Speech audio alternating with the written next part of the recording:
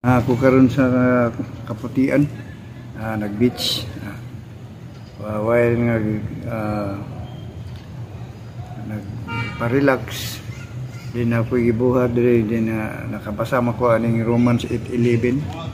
So ako ning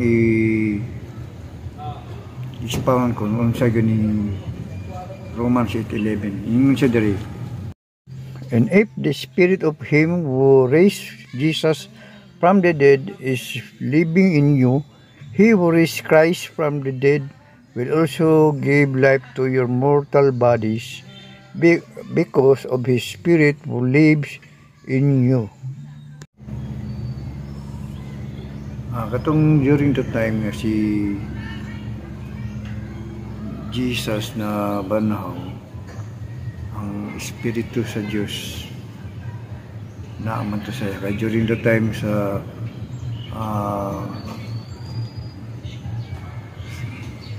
Nazaret pa siya, wala pa siya nabanaw atong gilansang sa krus. Wala pa ang Espiritu sa Diyos ato. Although gipanamkon siya in the Spirit of God through Mary, but kinabuhi siya ato nga tao, ang tawhanon ba. So para sa ato ang walay Espiritu sa Diyos, pero sa iyang kasing-kasing gikuha man gid siya sa Ginoo, nakabalo na magid siya nga o gitag-an na siya sa mga propeta nga siya ang anak sa Diyos, ang Bisaya. Una nga kabalo na siya unsay mahitabo sa iya, kinahanglan mahitabo ang dapat mahitabo, muna gisugo sa amahan. So muna yung isa nga, I will do the will of the Father. So ang tanan na niyang ginabuhat ang mga kabubuton na sa Diyos amahan. So muna karon ang gisulti diri si Jesus nabanhaw, siya niya, ang katong nagbanhaw sa iya, katong Espiritu sa Diyos nga na siya. And if the Spirit of him raised Jesus from the dead will also give life to your mortal bodies because of the Spirit who lives in you. Katong pagbanhaw ni Jesus, ang Espiritu sa Diyos na nasaya ato. So muna nga pagbanhaw niya, tagaan na siya o kanang kinabuhi nga walay katapusan. Basta itong gisaad sa John 3:16 nga, for God so loved the world that he gave his only begotten Son, and whoever believes in him shall not perish but have eternal life. So katong nga promise na siya eternal life. Pagkakaroon kay wala naman si Jesus, dito siya og unsay pagkabanhaw ni Jesus mao po ni mahitabo sa imong ingon sa diri sa 8:11 nga, and if the Spirit of him raised Jesus from the dead will also give a life to your body, to your mortal bodies because of the Spirit who lives in you.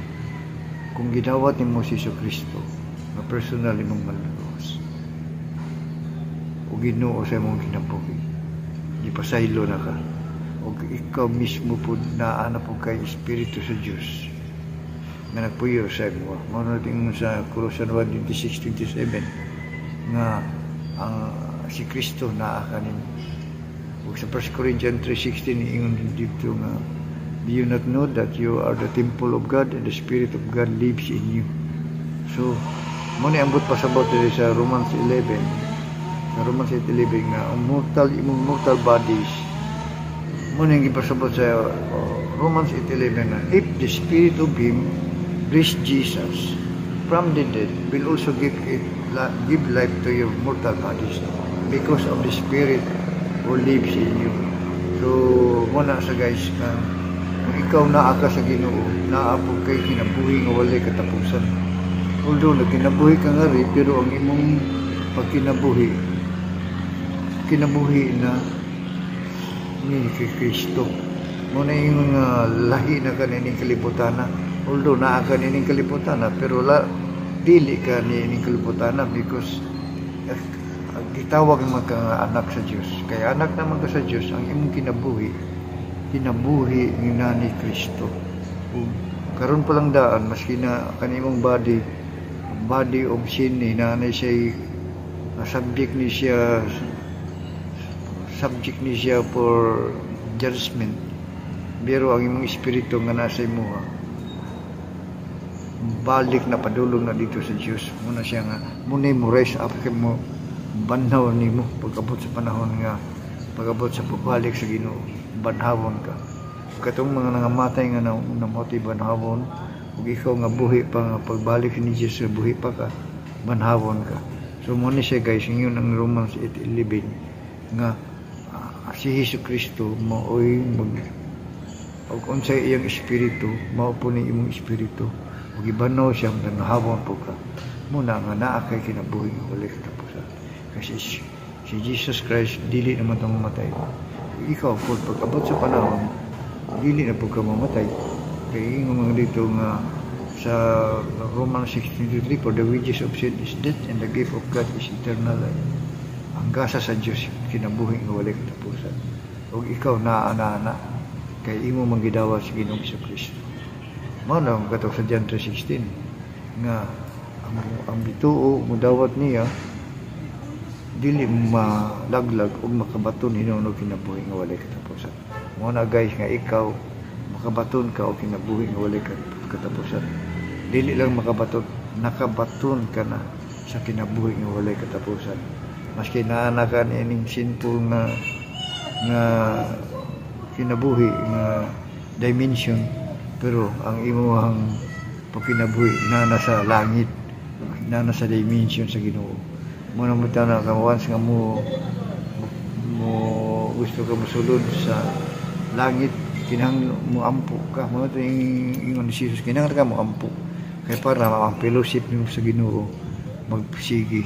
Once nga gusto ka mo adto sa langit o lawas na ka, mo ampo ka o mag-anag ka pag-ampo, gikinahanglan jud ka mo ampo kay para ang Ginoo permanente nimo magkunyani kay ngano dili na mo kataga dili. You are a citizens of heaven, not a citizen of this sinful generation. Although kini imong lawas, kani ato ang lawas subject pa din mo balik ni sa yuta, pero ang imuhang kalag balik na padulog sa Ginoo. Mabitan ang ingon si Jesus nga sa panahon pa to ni Jeremiah ba to, nung ingon siya nga sawa pa ka na tao na nakailan ako nimo. Muna ikaw guys, sawa pa ka na tao nakailan ang Diyos kanimo. Muna kay ngano belongs ka sa iyang gingharian. Muna kinahanglan jud ang tao nagtinawag sa Diyos, kinahanglan mo dawat kung ikaw kung pasyon sa pagkadautan nimo moduol ka sa Ginoo nga Hesukristo o pasayloon ka. O kung pasayloon ka, tagaan ka niya katungod nga mahimong anak sa John 1:12, o tagaan ka niya og kinabuhi nga walay katapusan sa John 3:16, o dili ka na malaglag. Muna guys, ito lang guys.